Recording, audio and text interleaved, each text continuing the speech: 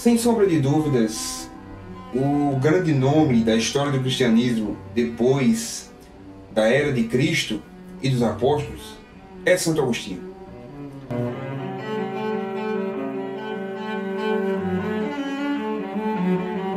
Quando nós falamos da tradição católica, nós estamos falando de uma tradição que tem como base os escritos de Agostinho.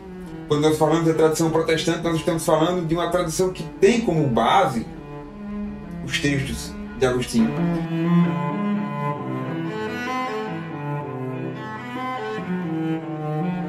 Agostinho é tão impressionante que a gente quase não consegue falar da estrutura dogmática do cristianismo sem falar de Agostinho. Quando nós estamos falando da doutrina do pecado, nós nos remetemos a Agostinho. Quando nós estamos falando dos dogmas de salvação, nós nos remetemos a Agostinho. Quando nós estamos falando dos dogmas eclesiais, eclesiológicos, nós estamos falando de Agostinho. Agostinho escreveu sobre a Escritura, escreveu sobre o pecado, escreveu sobre a Trindade, escreveu sobre o livre-arbítrio, escreveu sobre a encarnação de Cristo, escreveu sobre a divindade de Cristo, escreveu sobre a unidade da Igreja, escreveu sobre os sacramentos, escreveu sobre a penitência.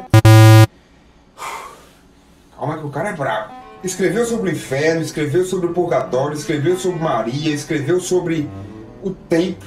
Olha, gente, se você for ler o livro das Confissões e chegar lá no finalzinho e ver o que Agostinho falou sobre o tempo. No entanto, posso dizer com segurança que não existiria um tempo passado, se nada passasse.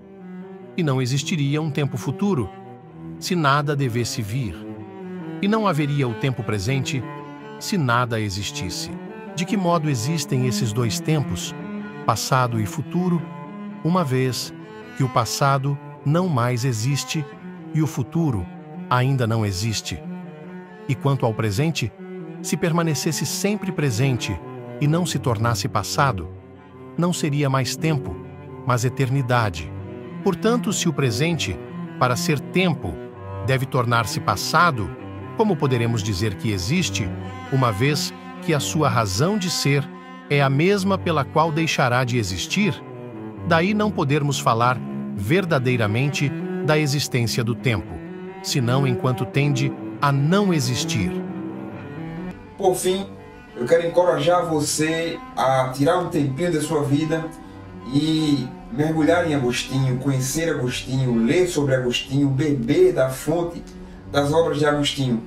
Afinal de contas, como disse o historiador católico Franco Perrini, Agostinho é o homem que, de alguma maneira, funde o melhor da patrística anterior numa síntese verdadeiramente colossal, que está na base de toda a Idade Média, estimula os fermentos da Idade Moderna e se apresenta até hoje, sob muitos aspectos, plenamente atual.